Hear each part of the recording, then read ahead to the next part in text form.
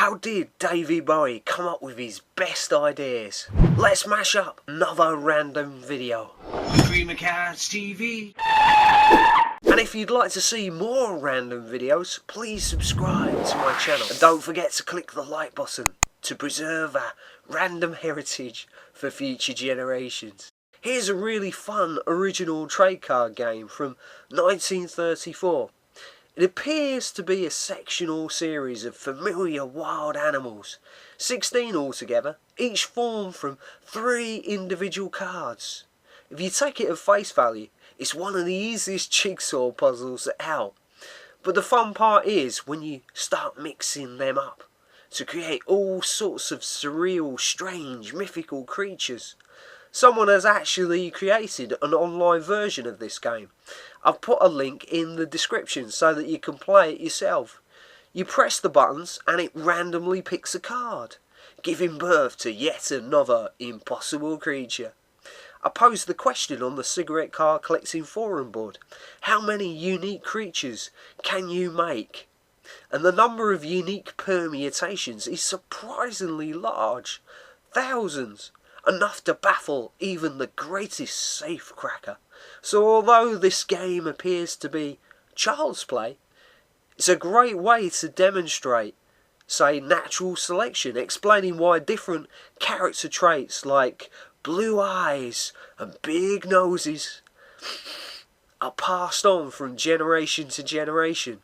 Conventional card collecting is about perfection, meticulously putting cards in the right sequence, whereas with this, it's more about putting them in the wrong order, being a rebel.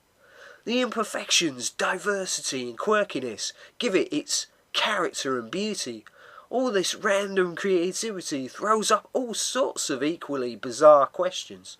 What if, instead of just 2 sexes, male and female, you had 3 or 4 or 5, which isn't so outlandish if you've seen the news lately.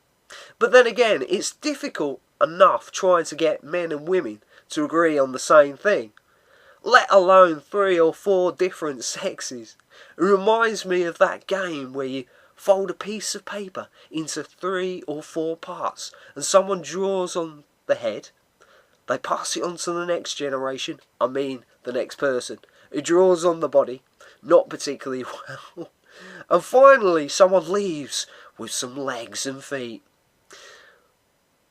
When you open it up, it gives birth to a random alien creature.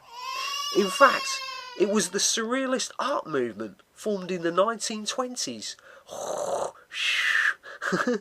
that encouraged this and many other games, employing the fun use of collaging and montaging and improvisation. W.D famously employed a text version of this game, where he cut up newspaper and magazine articles and recombined words and sentences randomly to form new meanings, perhaps explaining why his lyrics are so unusual and out of this world.